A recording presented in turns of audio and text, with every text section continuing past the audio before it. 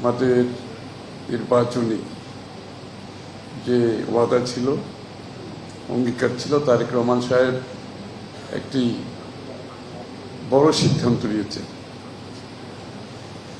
এবং যে কথাটা আমরা বহুদিন ধরে বলছি বাংলাদেশে, যে বাংলাদেশের অর্থনীতির সুফল সকলের বাড়িতে যেতে হবে, কিন্তু বস্তুতপক্ষে সেটা আসলে সেভাবে ডেলিভার করা কঠিন এবং সেই ধরনের বড় প্রজেক্ট বাংলাদেশের যে অর্থনৈতিক সক্ষমতা আছে সেটাকে মাথায় রেখে এ ধরনের একটি বড় প্রজেক্ট হাতে নেওয়া সেটা খুব সহজ ছিল না।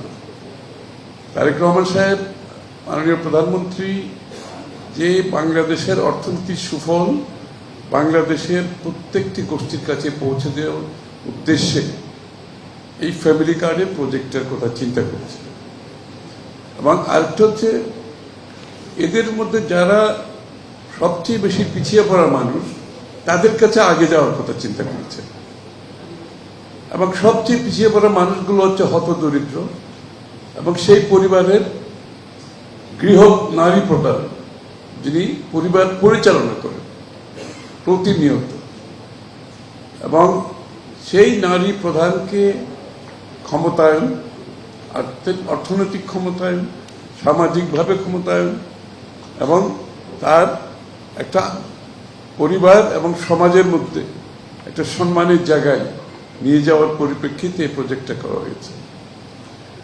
এই প্রজেক্টটি কিন্তু বাংলাদেশের বাজেটের একটি বড় অংশ কিন্তু, এবং এই বাজেট আমরা প্রণয়ন করার এই প্রকল্প চিন্তা করার সময় আমরা এই বাজেট কিভাবে মোকাবেলা করব সেটাও কিন্তু অনেক, এটার উপর প্রচুর কাজ হয়েছে। এবং যেহেতু আমি বলেছি যে জনাব মাননীয় প্রধানমন্ত্রী জনাব তারেক রহমান সাহেব সেই গোষ্ঠীকে পৌঁছাতে চান যারা সবচেয়ে হতদরিদ্র, যারা সবচেয়ে পিছিয়ে পড়া মানুষ, যাদের ক্ষমতায়নে যারা পিছিয়ে পড়া আছে তাদের জন্য এই নারী প্রধানের কাছে ফ্যামিলি কার্ড দেওয়ার সিদ্ধান্ত নেওয়া হয়েছে। এবং এই সিদ্ধান্তটি শুধু যে একটা বড় সাহসী সিদ্ধান্তটা নয়, এই প্রজেক্টটাকে আমরা স্বচ্ছতার সাথে কিভাবে বাস্তবায়ন করব সেটাও আমরা বিবেচনায় নিয়েছি। এই যে সিলেকশন প্রসেস, এই প্রথমে যে আমরা পাইলট প্রজেক্টে যাচ্ছি, এটার মাধ্যমে আমরা একটা স্বচ্ছ সিলেকশন প্রসেসের একটা করতে সক্ষম হয়েছি। এবং আপনারা দেখবেন এখানে কিন্তু রাজনীতিকরণের কোনো কিছু করাই হয় না, এখানে রাজনীতি আনাই হয় না, দলীয়করণের কিছুই করা হয় না। প্রকৃতপক্ষে একটা স্বচ্ছতার সাথে ইন্ডিপেন্ডেন্ট লোকজন সেটা আমাদের মন্ত্রী মহোদয় বলবেন, এবং এই লিস্টগুলো তৈরি করা হয়েছে পাইলট প্রজেক্টে। এটা প্রথম পর্যায়ে হতদরিদ্র থেকে যারা কম দরিদ্র, যারা নিম্ন আয়ের মানুষ তাদের কাছে যাবে, এবং ক্রমান্বয়ে এই সুযোগ বাংলাদেশের প্রত্যেকটি নারী প্রধানের কাছে, ফ্যামিলি প্রধানের কাছে যাবে এটা শেষ পর্যন্ত। তো এটা আমি মনে করি অনেক বড় সাহসী পদক্ষেপ।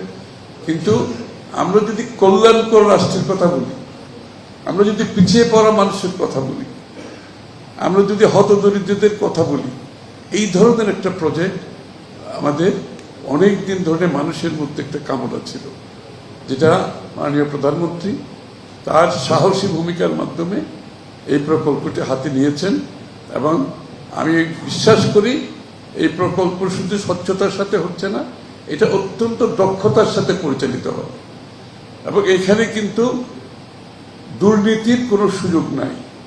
আমাদের দেশে কিন্তু সবসময় দেখবেন যে ডেলিভারিতে দুর্নীতি হয়, আমাদের এই ক্যাশ ডেলিভারিতে দুর্নীতি হয়, বিভিন্ন সামাজিক সুবিধাগুলিতে দুর্নীতি হয়।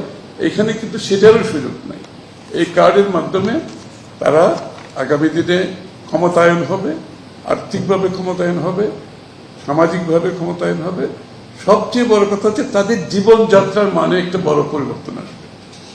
এই ২৫০০ টাকা একটা হতদরিদ্র নিম্ন আয়ের মানুষের জন্য তার দৈনন্দিন সংসার পরিচালনার জন্য কত বড় একটা সাহস দেবে, কত বড় একটা সুযোগ সৃষ্টি করেছে, এটা বলার অপেক্ষা রাখে না।